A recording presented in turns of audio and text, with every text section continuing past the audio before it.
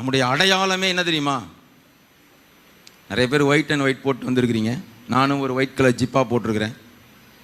White and white போட்டால் அதுதான் நம்மளுடைய அடையாளம். அது நல்லா இருக்கும். சர்ச்சில் நீங்கள் போட்டு வர்றது அது ஒரு நல்ல ப்ராக்டிஸ், அதை நான் குறை சொல்லலை. ஆனால் ஒயிட் அண்ட் ஒயிட் போட்டதுனால நம்ம யார் பரிசுத்தவானாகி விட முடியாது. அப்படி ஒயிட் அண்ட் ஒயிட் போட்டவங்கெல்லாம் பரிசுத்தவான்கள் என்று சொல்ல வேண்டுமானால் நம்ம தமிழ்நாடு சட்டமன்றத்துக்குள்ளே போனீங்கன்னா ஃபுல்லாக ஒயிட்டாக தான் இருக்கும். அவர்கள்லாம் பரிசுத்தவான்களோ? நம்முடைய அடையாளம் என்ன தெரியுமா? நம்முடைய அடையாளமே பரிசுத்தவான்கள் கூட்டம். ஹல்லேலூயா! பரிசுத்த ஜாதி என்பதுதான் நம்முடைய அடையாளம்.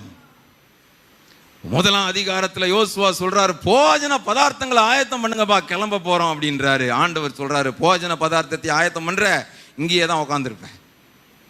3ஆம் அதிகாரத்தில் யோசுவா சொல்றாரு, எப்பா போஜன பதார்த்தத்தெல்லாம் ஓரமா வைங்க, அதெல்லாம் கெட்டு போச்சு, பரிசுத்தப்படுத்துங்கப்பான்றாரு.